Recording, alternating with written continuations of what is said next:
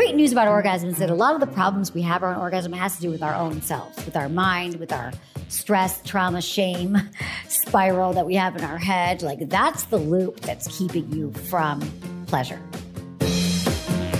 You're listening to Sex with Emily. I'm Dr. Emily, and I'm here to help you prioritize your pleasure and liberate the conversation around sex. Question for you. How's your orgasm lately? Do you wish it was more intense, more frequent, more predictable with a partner? Well, listen, orgasms, they don't have to be a thing of mystery. And, well, that's why today's call-in show is devoted to all things O. First up, she fears a loss of control while climaxing. What's her partner going to think? What if her neighbor's here? Well, this derails her arousal altogether. So how can she relax and stay present? Another caller, well, he's fit, he's athletic, he's got a girlfriend who loves sex. So what's the problem? Well, it takes him a long time to finish. Maybe too long. What to do? Finally, another one of our callers has a question. When you're with a partner who loves giving you oral, but it's not exactly getting you there, what gives? What's going on? Well, I answer these questions and more. And let me say this, I love our caller shows. So if you would like me to answer your question on the show, you can just go to sexwithemily.com/askemily. You can call our hotline, 559-TALK-SEX or 559-825-5739. I really love talking to you and helping you take that next step in your sex life, okay? It's a good time. Let's talk. Please rate and review Sex with Emily wherever you listen to the show. It helps get the show out to more people, and it just takes you a few seconds to do it. You can just do it right now. Look at your phone, look at your app that you're listening to this on, and review us. We so appreciate it. You can also find me on Instagram, YouTube, TikTok, Twitter, or X, and Facebook. All the places. It's all at Sex with Emily. My new articles, How to Master Eagle Position and Your Fall Sex Bucket List, are both up on sexwithemily.com. Before we dive into the episode, if you haven't heard the news, I have to tell you about my brand new membership community, Smart SX. It is officially live, and I've had a blast the last few weeks because this membership is everything I've ever dreamed of and more. We're talking exclusive content, interactive workshops with top minds in sexual health, there's polls, and so much more, all made for the membership community. But honestly, my favorite part is the community. It's a safe space where like-minded people support each other, they're sharing experiences, they're breaking down all the taboos around sex and intimacy. It's truly empowering. So if you're ready to really bring more pleasure into your sex life and take the steps, Smart SX is for you.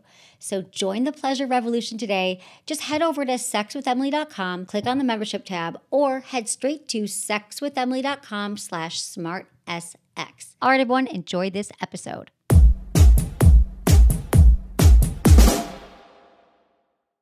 Today, I want to talk about something that's super important, your vaginal health. Think about it. We have products to use for our face and creams and lotions for our body. So why would we not have something in our routine for one of the most important parts of our bodies, the vagina? And that's why I'd like to introduce you all to V Health. V Health is a serum that uses 4 targeted bioengineered human growth factors to naturally restore vaginal health while you sleep. You just apply some of the serum at night, just like you would on your face, but you put it on your labia minora, majora, your clitoris, and when you go to sleep, it's going to generate the vaginal mucosa and tissues. As we age, the vagina ages as well and can begin to exhibit different symptoms like you might have dryness or pain. Well, V Health can help with all of that. It moisturizes and soothes your vaginal tissue, so it is reducing dryness, irritation, and just regenerating new cells. It helps to promote a healthy pH balance, reduces the frequency of UTIs, helps with painful sex. I mean, what can't this product do? It's really an amazing thing for your vagina, and it's completely hormone-free. And if you're not experiencing any symptoms currently, think of this as a preventative measure you can take to maintain the health of your vagina. It's a really exciting product. I've been using it for about a month. Women on the team are using it here, and we're just loving it. It's a great way to care for yourself. Try it out. You can save 20% right now when you go to getvhealth.com. Use code Emily20. That's getvhealth.com. Use code Emily20. So do yourself and your health a favor and check it out. In recent years, there's been an uptick in questions from my listeners about semen volume and ejaculation. It's become a bit of a hot topic due to recent conversations in semen retention and even due to the infamous money shots in adult films. Well, I got some news for you. Increasing your semen volume is totally possible. Let me introduce you to Popstar's volume and taste enhancers. And if you want to hear more about it, you got to check out my recent podcast, Shoot Your Best Shot with Dr. Josh Gonzalez, because he invented Popstar and you're going to be blown away. Now, we've all heard that age-old rumor to eat pineapple to taste better. Well, this supplement actually uses the bromelain from pineapple along with zinc and L-arginine to improve your overall taste in 2 to 3 weeks. So not only does it ramp up your volume, but it sweetens the deal, pun intended, by improving your taste. This product was created by 2 of the country's leading men's sexual health physicians, ensuring you are in the absolute best hands. Plus, it's all natural, high quality, vegan, and non-GMO, made from the best ingredients and scientifically proven to work. Are you ready to give it a shot? You can save 20% with my special discount code Emily at popstarlabs.com/Emily. That's code Emily at popstarlabs.com/Emily. Check it out and let me know how it goes.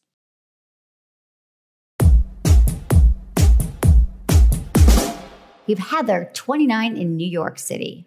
Thank you so much for calling in. Tell me everything. How can I help you?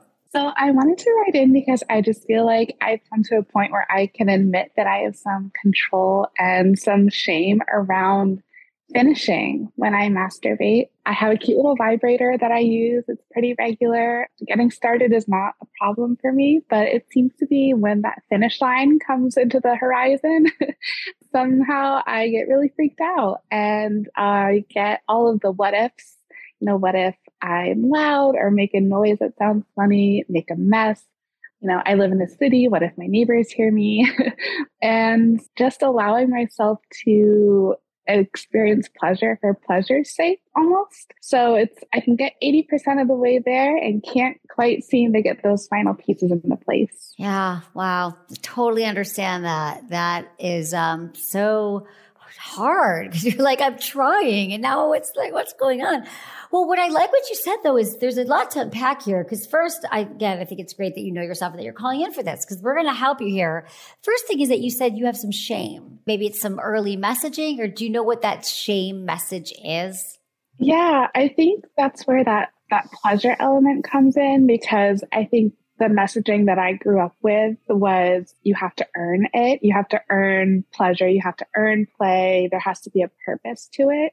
And so as an adult, it's been very interesting to unpack that and figure out in every area of my life, where does pleasure exist? And especially when it comes to sex and being in a relationship, being able to be okay, or at least trying to, experiment and explore and learn that about myself. That's so it, right? Our culture is such a get shit done culture, right? Like we got to like everything that we do, there has to be some reward or doing it for a purpose, or it doesn't feel, that we deserve it, right? Pleasure actually is productive. The more pleasure we have, the more it's going to help every area of our life. So hopefully you know that, but you also know that you have this battle in your head. So that's the one thing. And this is just for everyone to realize that like we deserve pleasure.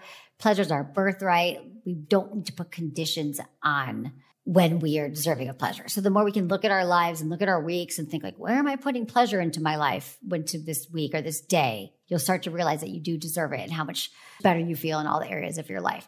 So that's one thing, just intellectually knowing that. And so it sounds like it's more like in your head, like when you have these fears, like about making noise, about letting go. Like you said, that's your issue is letting go.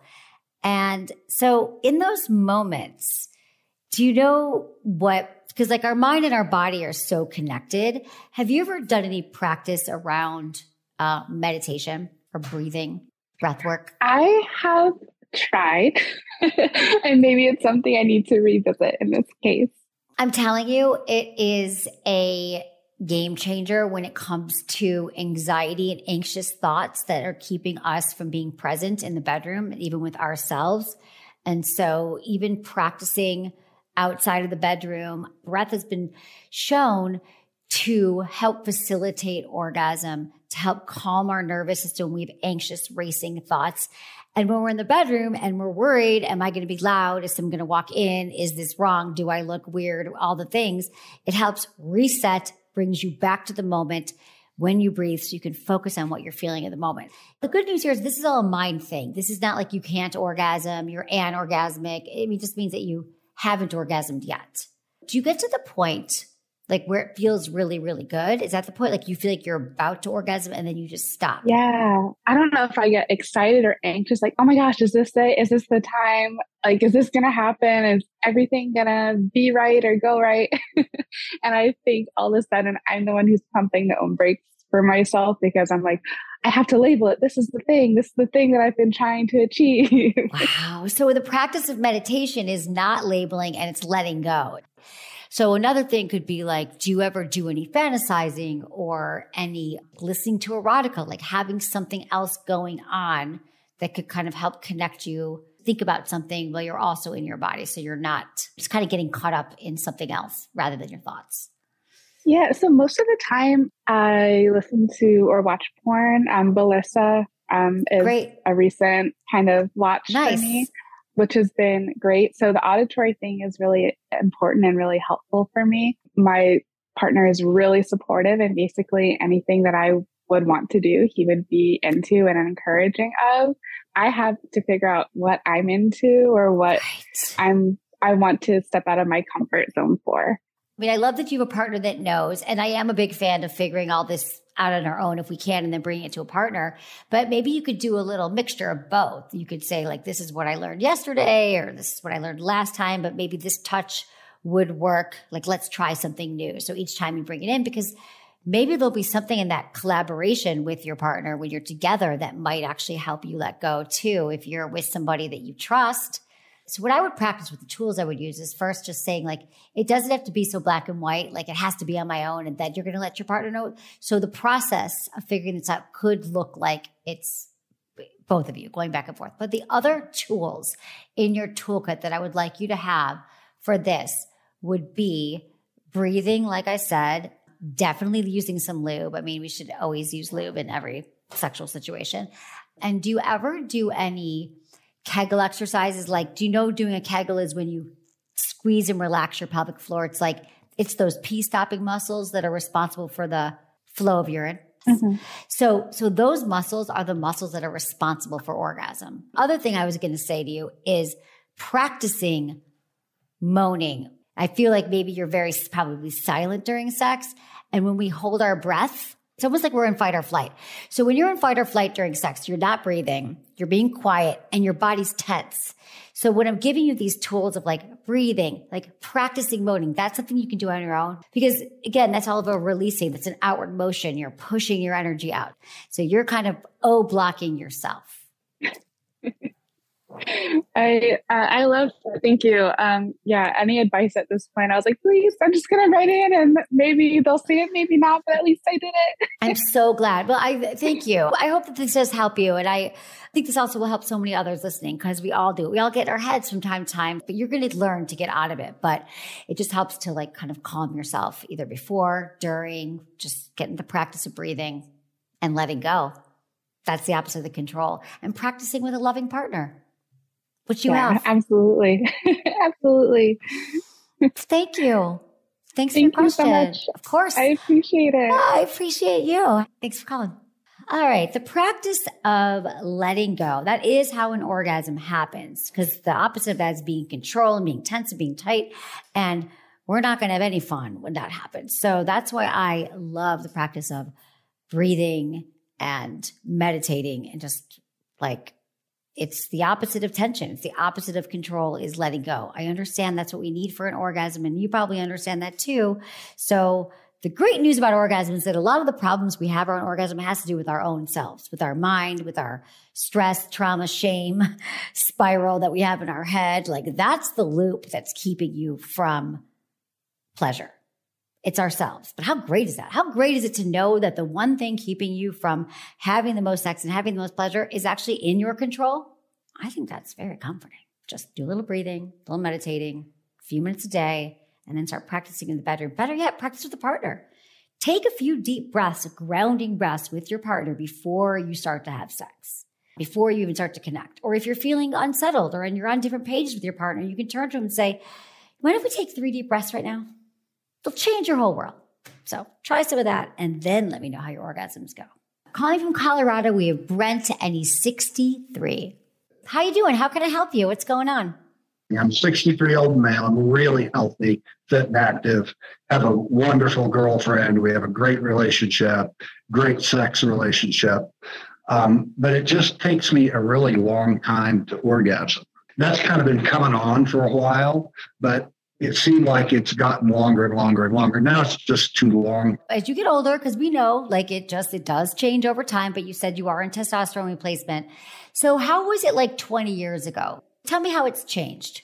20 years ago, it was nothing that I noticed. I wouldn't have thought of this as any problem 20 years ago. I'd say kind of maybe since late 50s into my 60s, it just started taking a little longer and a little longer until now it's like takes really long and it's time and effort and it gets into my head a little bit too. So that's a complicating factor. So what happens right now? Like walk me through it. So are you having penetrative sex and you're not able to orgasm? Are you getting oral sex? Like what's happening where you're like, it's just not going to happen? Well, we have a fairly varied sex life. We have penetrative sex and oral sex, and we use some toys sometimes. We kind of have a lot of variety, and it seems like kind of regardless, it takes a long time. Okay. What kind of toys are you using? Because toys can be great for penis owners to stimulate everywhere, actually. The shaft, the tip, the frenulum, the balls. That could really help. Like a higher setting on a vibrator could help stimulate those nerve endings because really it's blood flow. So what we're trying to do is get that blood flow moving so you're able to ejaculate. Now, I do take Cialis, and I wonder if that has any effect on delaying orgasm. Cialis can definitely have an effect on delaying orgasm. Are you taking Cialis every time? Yeah, Cialis is kind of made for daily dosing. I don't always take it daily, but yeah, I pretty much take it prior to sex. Yeah. Did you start taking it because you were having challenges around erection? Yeah, my sexual response is just not what it used to be. I don't have any like physical problems of being unable to get an erection. It's just the sexual response is not the same. But if you're getting erections, then you probably don't need the Cialis because the Cialis helps men who are having more problems with erectile challenges. I can wake up in the morning with a full, hard erection, but it seems like my sexual response doesn't quite always go that far. You mean your response to ejaculate, you mean? No, when I like to get aroused for sex. I see. So it happens in the morning, but it's not happening on demand when you want it to. So you are having, got it. So you are having some challenges around it. So that's why you're taking the Cialis. But will it happen like eventually? Like, again, like, do you ever, maybe you could just experiment. You have a girlfriend. I'm sure hopefully you're very open in talking to her, right? Sure. She knows this. She's here listening to our conversation. Oh, I love it. Hello, girlfriend. Yeah. I feel like there's just some fun ways because I think that it's, hey, let me just say this. It's really hard as we get older to realize like our body is not doing what we want it to do anymore. And I know for men, and for women, but I'll say with men, like it can be really like hard and shameful and feel like this is my penis and it's not working the way I want to. So we're like, I'm just going to take a pill. But maybe there's a way with your girlfriend, you could take some time off from the Cialis or just try a day or two and see if, even if you are not hard at the beginning, she could kind of work on getting you harder with her mouth, with a toy. There's like strokers that you could use for masturbation or mutual masturbation, or she could use it and use it. They vibrate. They like wrap around your penis, kind of like a hot dog bun. There's also like cock rings that vibrate that can they can put at the base of your penis that helps stimulate blood flow and help with erection, right? We have used actually. Okay, great. You've used those. Have you ever had any, so how was that when you used a vibrating ring? I don't know that it made any big difference. It sure felt good to both of us. Well, that's good. Well, what about, Brett, have you tried at all any prostate toys? Yes. And that's something that I really like. And yeah, we do that. Okay. Well, that I think helps many a man. Prostate play, using a toy or a finger or even a butt plug can feel incredible. And you can still have your orgasm. It takes the pressure off of the erection. So maybe you want to play more in that area. I do think the Cialis is going to have that side effect. So that's probably why you're not able to orgasm at all. That's why I was asking you, because for some men, it's lifelong. Like they've always kind of been a delayed ejaculator, and just kind of as they get older, they become even more and more delayed. But it sounds like this is just more recent. And so I would say try it without the Cialis and see if you can build towards your own arousal and start to understand it together with a loving partner. Okay, which I definitely do have. Yes, absolutely. It sounds like it. And have fun and play with lubes and get toys for her and watch porn or role play and just like take the pressure off of yourself. Like I would love you just both to take the pressure off of orgasm. And when we kind of move the attention from orgasm to exploration and play, you might just find that the, ejaculation is going to happen on its own. Very good. Thank you for the advice. You're so welcome. Have a great night. Have fun tonight. All right. Bye now. Thanks Thank for you. calling. Bye.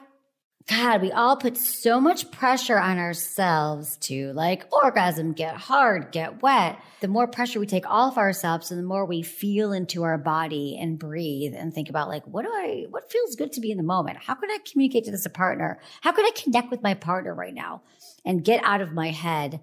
I think that we're all likely to have way more pleasure that way. I know this. And yeah, as we get older, and I don't just mean in your 60s, like your sex in your 30s is different than your 20s, right? And so every decade, your sex life is going to change. We have hormonal changes, and just be willing to kind of look at like, what does it look like now? What does it look like now at this point in my life? What does it look like with my partner? And how can we continue to support each other, have healthy communication around it, and continue to play and grow together? We'll be right back after a short break, but first I got to talk about our longtime partner, Jeju. And it truly was love at first sight, or really love at first touch. When I first got my hands on that Jeju Mimi, it was one of the first vibrators I tried, and it's still one of my all-time favorites. I recommend it to everybody. And then all of Jeju products are truly made of this incredible silicone, deep rumbly sensations. I just love it. But now Jeju has a new toy called the Hera Flex. So it's a customizable rabbit vibe or dual stim, which basically means there's two arms to it. You can stimulate internally and externally. But the coolest part is the Hera Flex's external vibrator uses the same motor as the Mimi vibrator. Now there's an additional powerful G-spot internal vibe. So basically it's like having a Mimi and an internal vibe together. If I had to dream my perfect vibrator, this is it. Check it out. Go to jeju.com. That's JEJOUE.com and use my code Emily for 30% off. Jeju.com. Use code Emily for 30% off, or just click the link in the show notes.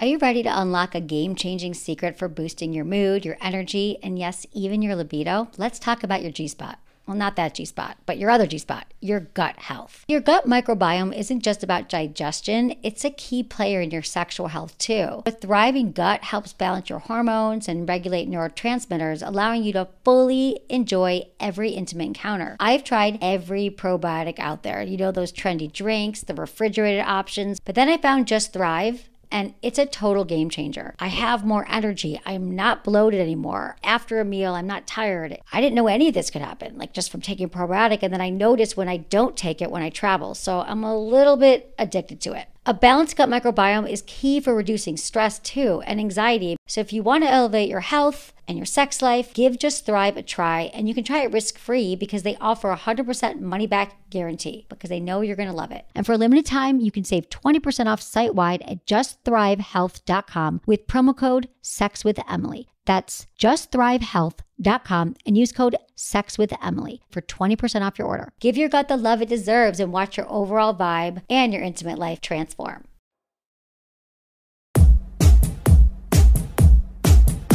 All right, we have Brooke. They're 30, calling from Georgia. So nice to see you. Tell me what's going on. Hi. So just to start off, a little backstory. I came out 4.5 years ago. I don't really have a label for myself, but I identify as queer if someone asks. But I've mainly been dating women. So since I came out, definitely had a lot of self-discovery and growth along the way. So that's been great. Been very focused on just being the most empowered, truest version of myself. And part of that, of course, has been self-discovery with my sexuality and sex. And one thing I've discovered along the way is that I can orgasm with vibrators or a shower head, but I haven't ever been able to orgasm with touch or oral, or especially penetration. And especially when it comes to penetration, fingers or anything are very uncomfortable, if not downright painful for me. So my question is kind of twofold. I feel a little self-conscious and weird because I feel like kind of like a one-trick pony I'm glad I found something that makes me feel good. But my question is, how can I broaden my horizons a little bit?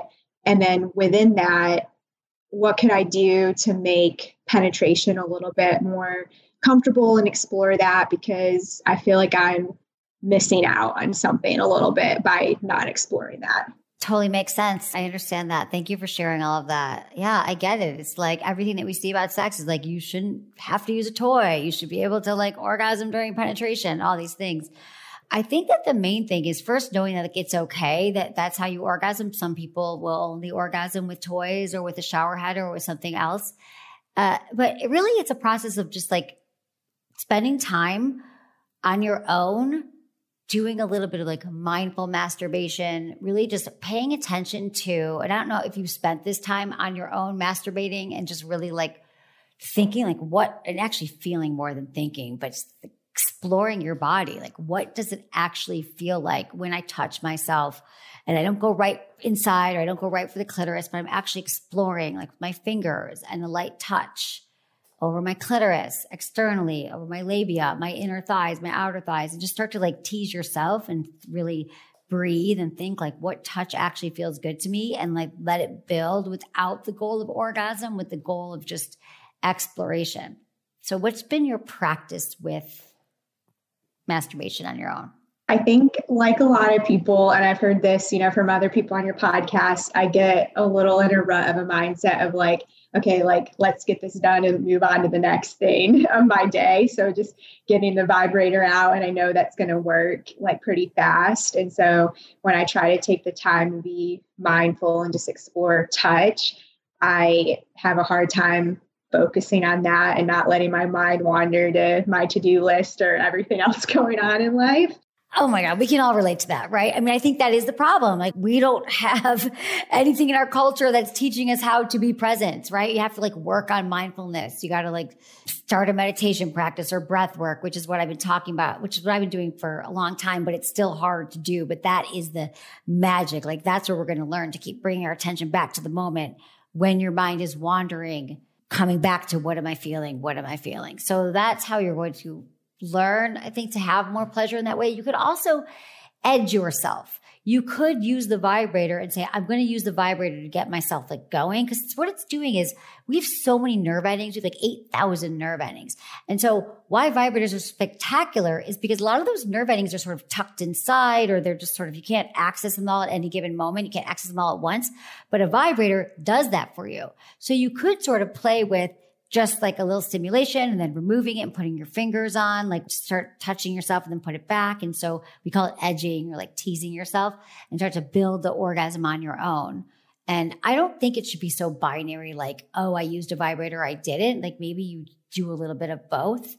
There is a lot more to learn, but you're gonna have to like kind of play with what you're already doing to sort of expand and know that there's definitely going to be other ways for you to be turned on, like using a vibrator on your nipples while you're touching your clitoris, because your clitoris and your nipples actually both stimulate the same regions of your brain. Since the same regions of your brain are responsible for both of those sensations. So they're connected. So maybe you find that feels really good too. And so I just think it's a practice saying like, I'm going to spend 15, 20 minutes this week or 30 minutes. And I'm just going to like try this as a practice. So I know it's not fun. It's not a quick fix, but that is the process. So that's one thing. Yeah, not be so focused on orgasm, like results focused of that's got to be the end result. Right. It is. It has to be, because then that's how you learn. And I've had to, over time, I've had to do the same things. I was just like a hit it and quit it person. But then I like learned like, oh, I really started to pay attention and realize like, oh, my upper left quadrant of my clitoris is a little more sensitive than the lower one. And then when I'm with a partner, I now know that this is the way I need to be touched. But like that took practice of me figuring out, or being with a partner who was like going slow with me while I figured it out. I figured out things with people, without people. So that's one thing. But the other thing I would say too is tell me about the pain you're experiencing with penetration. Yeah. Basically just even with any kind of like shallow, like internal stimulation, I just am so overly tight and it just feels so uncomfortable. And if I, on my own or with a partner try to go any deeper than that, it actually just starts hurting. And so I feel like it's just very, very tight. And I also at this point have a huge mental block against it that it's not going to feel good. So I don't know if there's something medically going on there. I mean, I don't have any like major trauma or anything in my past that is leading to that I know of. I'm glad you're bringing this up too, because it actually is really common for women to feel this tightness, and really it could just be about your nerve endings and the way your genetics. It could be because you're holding some kind of tension in there that you don't even know that you're doing. It's just, essentially it's a tight pelvic floor. And so what I recommend is finding a pelvic floor physical therapist in your area. And you might have something called vulvodynia or vaginismus. Vaginismus is when anything inside of a vagina feels tight. It could be like a tampon, a finger, a penis, a toy, and it hurts. And so now, yes, as a result of you having pain, you probably do wince every time something comes in because you're protecting yourself. And so the practice of going to a pelvic floor physical therapist for many, many vulva owners is helpful. And they have different exercises and practices that they use to help kind of diagnose what's going on. But it could be something else too. But typically that's what it is. And what I've seen such great success for women who have had so much pain throughout their lives and they go see a pelvic floor physical therapist 6 times or 3 times, and then they're no longer have any pain. If that is what it is, then you'll have now more access to your entire vaginal area, because I can imagine that another challenge around orgasm is that you have this pain, because remember, they're all related. Our internal muscles are related to our external muscles. Our clitoris has legs that extend deep inside behind our vulva. So if you're having tightness and pain, it's sort of restricting those nerve endings and perhaps even blood flow. And blood flow is what's responsible for orgasm. So if you're like tensing because it hurts and then restricting blood flow, there just could be a lot of things like that going on.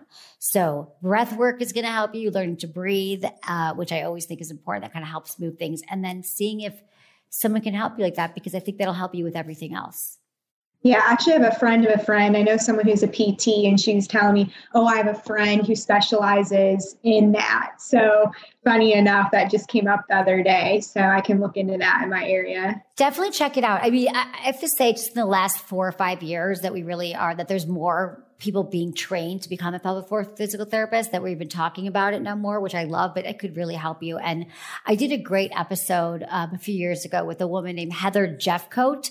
And we can put that in the show notes. But in the episode, she's been on the show a few times, and she's a physical therapist, and she talks all about this. We actually identify the different kinds of vaginal pain that women go through, because it's really, really common. And you don't have to live your life like this. You really don't. Sounds good. Thank you so much. You're so welcome. Thank you for calling. I really appreciate it. Take care of yourself. It was great meeting you. And you too. You've been such a great resource for me. So just the last couple of years, you and some other resources, I wish I would have discovered them sooner, but better late than never. So really appreciate it. I'm so glad we could be there for you. Really. Keep on your own journey. Keep doing the work. It's so interesting. Like 80% of women experience pain during sex at some point in their life. And some women experience it all the time. Like every time they have sex, they have pain, but yet we don't talk about it. They feel like they have to silently suffer through it, but you do not have to silently suffer through it. And you might not know where to go in your community, because I got to be honest, I love that we're getting our checkups and our pap smears and going to our gynecologist, but they are not always the most trained and the most educated on what a vulva needs in some of these cases. And so I just want to remind you all that since we have to be our own best advocates, and we have to find somebody who specializes in women's health. Maybe they specialize in hormonal health. A lot of the pain that we're experiencing can do with hormones. There's a lot of things that can be going on, and a lot of times we don't know where to turn. So I love when you come to me and you check out the show and our resources, and also be searching in your community too for doctors who are specialized in the area of your concern. This is Casey, 30. Hi, Emily. My name is Casey. I'm a 30-year-old female from Washington, D.C., and I have a question for you. I recently ended my marriage and my relationship of 10 years, and I have been having sex with different partners. I'm with a male partner now, and I'm having probably the best sex of my life. He's very attentive to me. I'm very happy with the way that things are going, and he is too, and we spend a lot of time in bed together, and I find that we're really focusing on me. Actually, most of the time, he doesn't finish. He won't ejaculate. He says that this is, like, normal for him. He'd rather have, the kind of sex that we're having, 30 minutes and be done. But it does make me a little bit insecure or anxious that he's not really feeling fully fulfilled. So just kind of wanted to know, is this a normal thing? Is this something that I can do something to be more prioritizing of his pleasure and his experience? Just would really love to know your thoughts and if you have any advice for me. So thanks a lot. Bye. All right, Casey, thanks so much for your question. So what you're explaining here is something that we call delayed ejaculation. That's what it sounds like to me, where it takes about 30 minutes or more for someone to orgasm during penetration or during partnered sex. And so it's more common than I think we realize, and it can happen for a lot of different reasons. The reasons are not always that perceptible to somebody, and it might take some work to kind of figure it out. It could just be a learned behavior. Maybe when he was younger and masturbating, he was always afraid that his mom was going to walk in the room, and then he learned to hold his ejaculation, which would be kind of an anxious or a learned response to ejaculation. It could be something a little bit more psychological that we're not even sure what it is. It could be that he's really used to masturbating in one way, like he always masturbates using this one hand grip that maybe is a little bit tighter or a little bit different than something that you're providing during penetration. There's just ways that men get set, and women, they get set in the ways they orgasm. And my first recommendation is just to have a conversation with them outside the bedroom. Definitely. We're just like, hey, let's talk about it. I love our sex life. Here's what you're doing great. These are all the really exciting things about our sex life that I love. And I'd love to know more about you not ejaculating. Like, could you tell me about, is this something that's been happening to you for a while? Like, I know you say that it feels great, but I can't help but think there could be more. Like, tell me, has this always been a thing? Like, just have him talk about it. I have to say that he probably doesn't feel so great that he can't ejaculate. I think it's true that he's having a lot of pleasure, but he probably wants to know,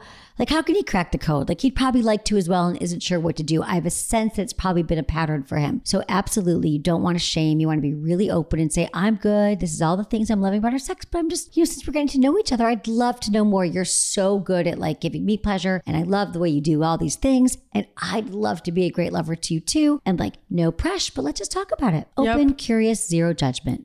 Now we have Dave. He's 59. He's calling from Olympia, Washington. How can I help you today? Tell me what's going on. So when I sent in a request, I guess, to talk to you because I was really struggling with something. I could not come from a blowjob.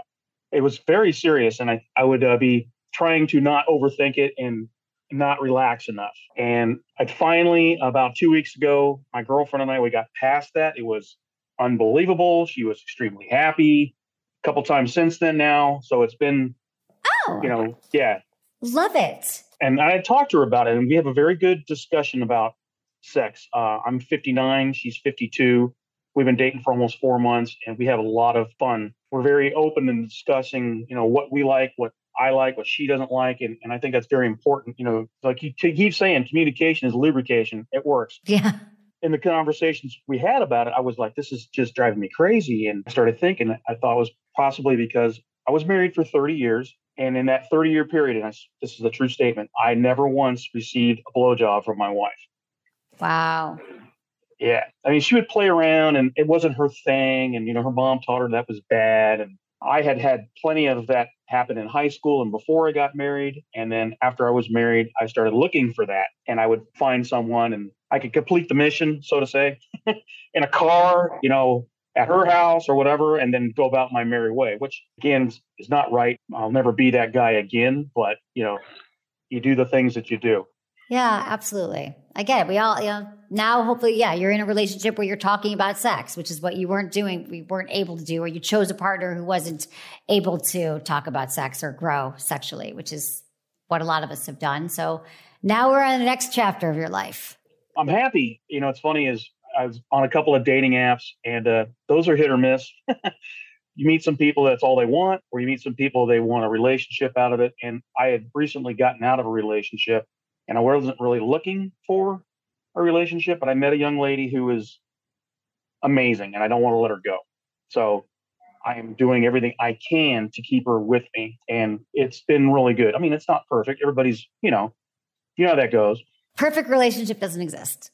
It doesn't exist, but the biggest things is talking about stuff and not, allowing yourself to get stuck walking on eggshells or even a little direction, but never in the bedroom, like you say. Never in the bedroom. Like, I want everyone, like, this should be everyone's message. If you are dating anyone now, seriously, or having sex with somebody, talk to them about sex today, because it doesn't get easier, right? And so, yeah, I mean, you did the things that you did, and you know why. And it sounds like you're with a mature partner who wants to please you. And the thing that was keeping them was your thoughts in your head. Well, I think it's common. I do hear from men. They're like, why can't I orgasm during a blowjob? Like, this is why we're here on earth. It's supposed to be the best thing in the world. Like, how could there be a problem? But again, a lot of us are in our heads, thinking about the past, thinking the future. And when we're in the past or we're in the future, we can't be present. And when we're not present, we're not going to have the most pleasure we can have. So somehow she was able to help you out here. I've been around the block, so everybody has, different things. This is the first girl I've been with that, like, she's really into like dirty talk, and I haven't quite processed that yet. That's a new thing for me, because that was totally verboten with my wife and my last girlfriend. Like, nope. But something that happened with us together, which I thought was interesting. She said that she's never been able to come with a penis alone. I did that, and I was like, fuck yeah, that's wow. Cool. It's a big one, yeah. That's huge, yeah. Huge. I mean, that's common too. A lot of women only you've been listening, that only 20% of women who do orgasm with the penis. So that's amazing. She's able to. Or they fake it, like, you talked about. Or they fake it. Yes, I did all the things too. I did all the faking. So it sounds like you're in a really healthy relationship, the one that you've been preparing for your whole life. I'm going to marry this girl, I swear to God. Maybe not for a year or two, but you never know. Take it slow. Spectacular. Yeah. Oh, I'm so glad. So now you're in this relationship. It's been 4 months and you say you're going to marry her, which does make me a little nervous, because in 4 months, I want you to go slow and I want you to get married yet. But is there another area, sexually, is there something that you still feel like you want to, is there a fantasy or something you've been wanting to try that you're like, but I could never say that? Because then I would challenge you maybe to have that conversation with her tonight. So I took a girl 3 years ago to a swingers club in Seattle, and that was a lot of fun. That was an eye opener. I'd never been to one of those before, and I got laid 3 times that night. It was crazy. Fun. And I've discussed that with her. I've said, hey, just so you know, this is things that I've done.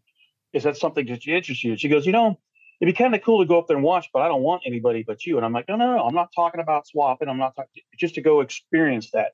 So I think that's something that we're worked on a little bit. She's, okay. We talked about some, I don't want to use the word rough play, but rougher. I've grabbed her hands a couple times and held up over her head, and she just gushes. So that's kind of cool. Okay. Yeah. All right. Good. Well, I'm glad you're having these conversations. It's good. Have you guys done the yes, no, maybe list on our site? No, I need to do that with her. Do that. People love the yes, no, maybe list, because then it just has all the things on there. And then that starts a new conversation about where you want to go next. So, and then we have episodes on everything that you want to try. So you can just kind of listen together and explore. I've gone back to 2021, I think, and listened to a couple of yours, and wow, I missed that one. You had one about oral sex that was pretty interesting not too long back then in April, I think, of 2021. Wow. Yeah. I was like, damn, I wish I'd listened to that one before. So that's good. That's why they're there, and they're pretty evergreen. We've got oral, we got anal, we got kink, we got all the things for you. Well, thank you for your call. I appreciate you. I'm so glad. I gotta tell you, I really enjoy your show. I follow you on Instagram. You're a beautiful young lady, and I love your heart. You're very kind-hearted, so thank you for that. Thank you, Dave. I appreciate that so much. All right. Thank you. I feel that. Have a great day, and I hope to listen to you soon. Well, I think the verdict is in. I think it's communication is lubrication. I think we can all agree that being in a relationship where we talk about sex early and often, we are going to have better sex. We're going to know if we're with the right partners. And I love the stories about evolving too. We have to sort of learn from our past relationships, try not to beat ourselves up, and realize that we're going to try to do better in each relationship. That's the amazing thing about us, is that we can continue to learn and grow if we're willing to do the work. And I don't know about you, but I don't want to repeat any of my past relationships. I always want them to grow and get better, and I want that for all of you too. That's it for today's episode. Thanks for listening to Sex with Emily, and be sure to like, subscribe, and give us a review wherever you listen to the podcast, and share this with a friend or partner. You can find me on Instagram, YouTube, TikTok, Twitter, or X, and Facebook. It's all at Sex with Emily. Oh, and I've been told I give really good email, so sign up on sexwithemily.com, and while you're there, check out my free guides and articles for more ways to prioritize your pleasure. And if you'd like to ask me about your sex life, dating, or relationships, call my hotline, 559-TALK-SEX. That's 559-825-5739, or just go to sexwithemily.com/askemily. Was it good for you? Email me, feedback@sexwithemily.com.